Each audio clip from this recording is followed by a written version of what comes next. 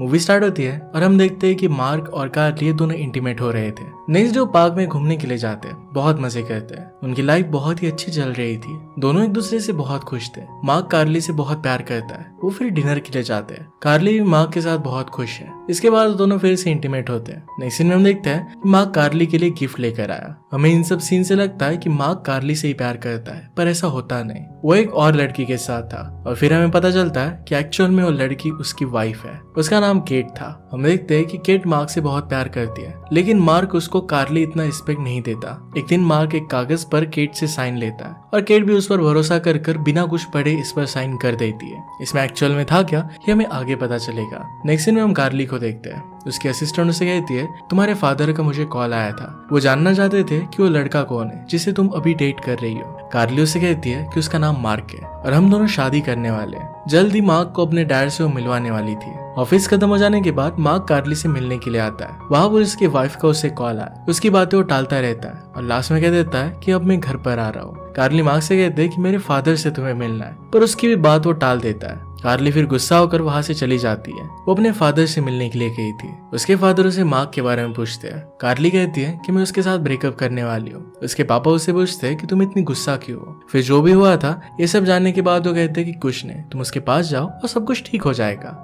कार्ली को अपने पापा की बातें अच्छी लगती है और फिर वहां से चली जाती है। नेक्स्ट डे कार्ली डायरेक्टली मार्क के घर पर पहुंच गई। वो उसकी डोरबेल बजाती है और अंदर से केट बाहर आई। कार्ली उसे मार्क के बारे में पूछती है। केट उसे पूछती है कि एक्चुअल में हुआ क्या है, तुम यहाँ पर ऐसे कैसे है। वो बताती है कि वो मार्क की वाइफ है। ये सुनने के बाद कार्ली को काफी शॉक लगता है। उसकी एक हील टूट जाती है। वो डायरेक्टली झाड़ियों में जाकर गिर गई। वो बहुत ही ज्यादा दुखी होकर वहां से चली जाती है। यहाँ पर केट को कुछ भी समझ में नहीं आता, पर वो समझ चुकी थी कि कुछ ना कुछ तो गड़बड़ है। नेक्स्ट डे हम देखते हैं कि कार्ली अपने ऑफिस में थी। मार्क ने उसके लिए वहां पर फ्लावर्स भिजवाए थे। इन्हें वो डायरेक्टली तोड़ देती है। वो बहुत ही ज्यादा गुस्सा है। लीडिया उसके पास आकर पूछती है कि हुआ क्या। कार्ली कहती है कि मार्क मुझे धोखा दे रहा है, उसकी शादी हो चुकी है, मैं किसी और का घर तोड़ना नहीं चाहती। इसके बाद धीरे धीरे कार्ली अपने काम में बिजी हो जाती है। एक दिन केट कार्ली से बात करने के लिए खुद उसके ऑफिस में आ गई। केट कहती है कि मार्क के फोन रिकॉर्ड की वजह से मुझे यहाँ का एड्रेस मिला। वो तुमसे बहुत बार कॉल पर बात करता है। मुझे मार्क पर शक हो गया था क्योंकि मेरे बिल्कुल भी वो क्लोज नहीं आता।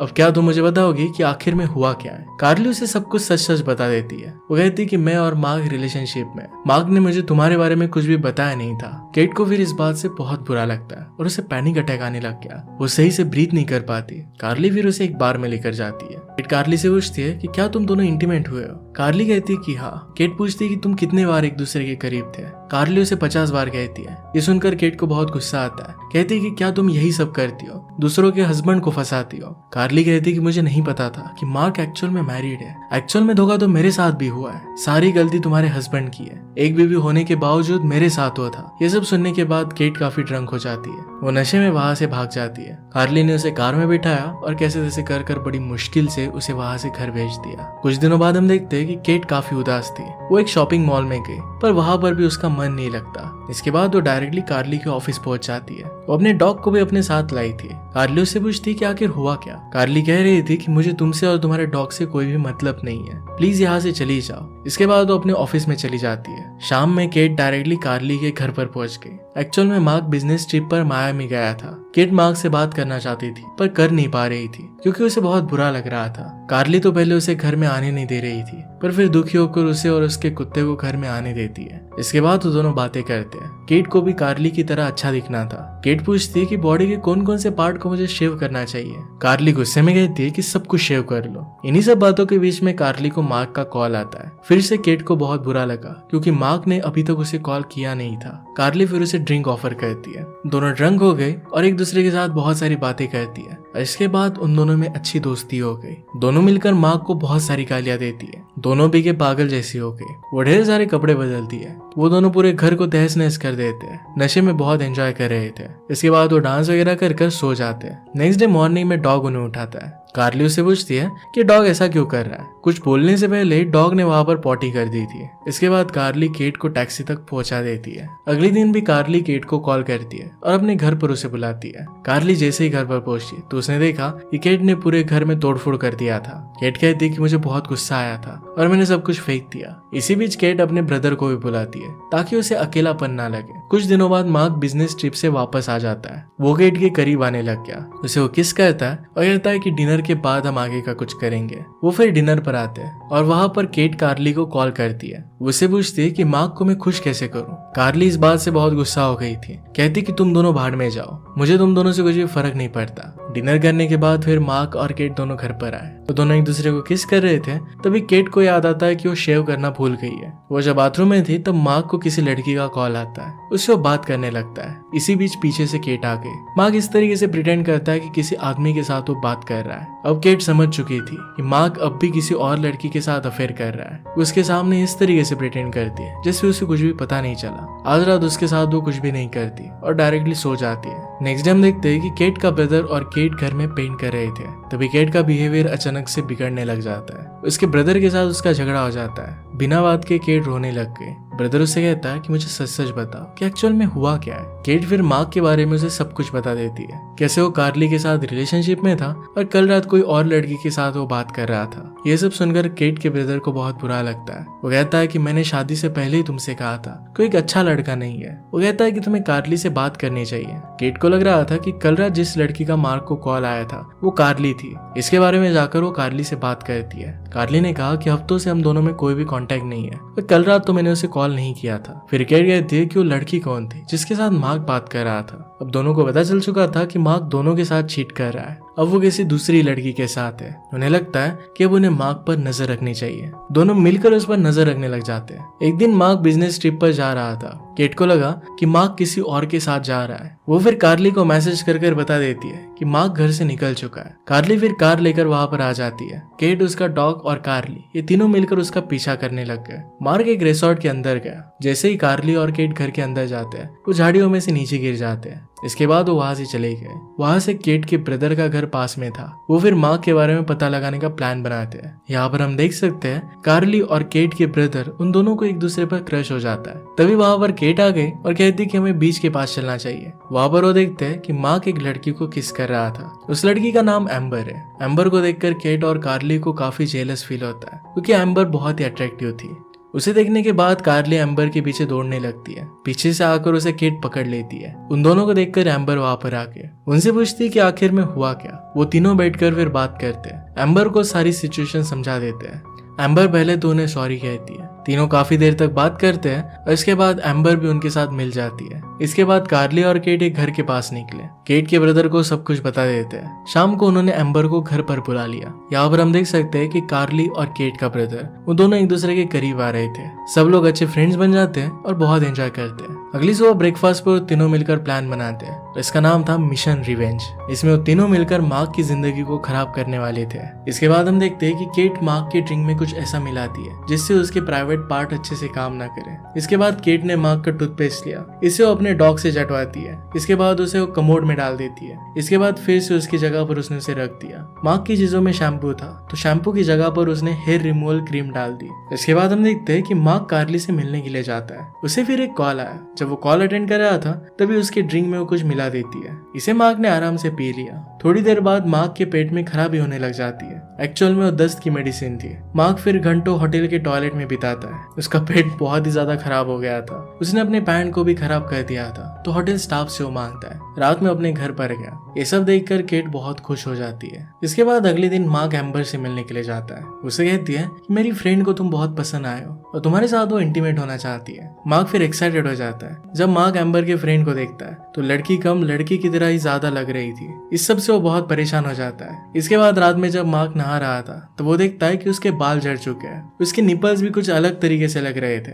ये सब जाकर वो केट को बताता है। उससे वो बहुत चिढ़ाती है। ये सब कर केट को बहुत अच्छा लग रहा था। अगले दिन तीनों फ्रेंड्स मिलकर मार्क का बहुत मजाक उड़ाती है। तीनों बहुत खुश थे। इसके बाद रात में केट मार्क को एक होटल में लेकर गए। वहां पर बहुत ड्रिंक करते। मार्क की बातों से ऐसा लग रहा था कि एक्चुअल में वो केट से ही प्यार करता है। केट ही उसकी लाइफ का असली प्यार है। ये सब जब केट कार्ली को बता रही थी तो कार्ली कहती कि तुम्हें ऐसे लग कैसे सकता है, उसने हम सब पर चीट किया था, तुम उस पर भरोसा कैसे कर सकती हो, वो बहुत ही ज्यादा इविल आदमी है। उससे तुम्हें दूर रहना चाहिए। इसके बाद हम देखते हैं कि केट को मार्क का मैसेज आया हुआ था। वो फ्राइडे को उससे मिलने वाला था। कार्ली अपना ईमेल चेक करती है तो केट के ब्रदर का उसे मैसेज आया हुआ था। वो दोनों मिलकर साथ में डिनर के लिए जाते हैं। वो कहती है कि वो समझ कैसे नहीं पाती कि जिस आदमी ने उसे 2 लड़कियों के साथ धोखा दिया है उसके साथ वो फिर से वापस कैसे जा सकती है। केट का ब्रदर कार्ली को इमोशनल सपोर्ट देता है। कार्ली को बहुत ही अच्छा लगा। उन दोनों में प्यार और भी ज्यादा बढ़ता है। नेक्स्ट सीन में हम देखते हैं कि केट कार्ली के पास जाती है और उसे सॉरी कहती है। वो कहती है कि मार्क कंपनी की काम की वजह से बहामास जा रहा है, चलो चलकर हम उसे पकड़ते हैं कि एक्चुअल में वो किसके साथ है।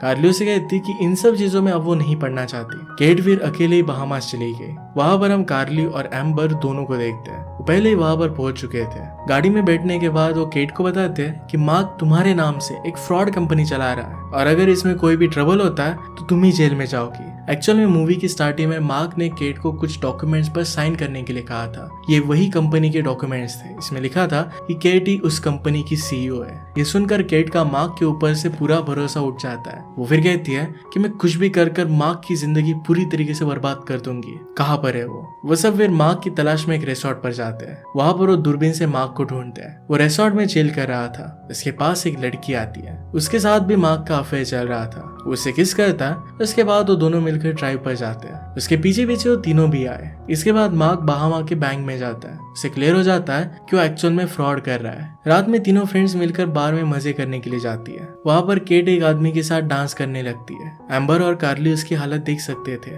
वो रियलाइज करते हैं कि केट के लाइफ में बहुत ही बैड पीरियड चल रहा है। उन्हें उसे सपोर्ट करना चाहिए। वो जब तक मूव ऑन नहीं हो जाती तब तक उसका साथ देंगी, उसी के साथ रहेंगी। अगले मॉर्निंग केट समुद्र के किनारे पर थी। वहां पर अपनी एंगेजमेंट रिंग निकाल कर पानी में फेंक देती है। ऐसा करते हुए कार्ली और एम्बर ने उसे देख लिया था। वो लोग उसके लिए बहुत खुश थे। अब केट फाइनली अपनी लाइफ में मूव ऑन कर रही थी। वो फिर माँ के बारे में सोचने लग गई कि एक परफेक्ट बदला कैसे होगा। वो सोचती है कि माँ के पास पैसा और खूबसूरती दोनों है। उन्हें लगता है कि माँ को गरीब कर दिया जाए। वो तीनों फिर उस बैंक में पहुंच गई जहाँ पर माँ गया था।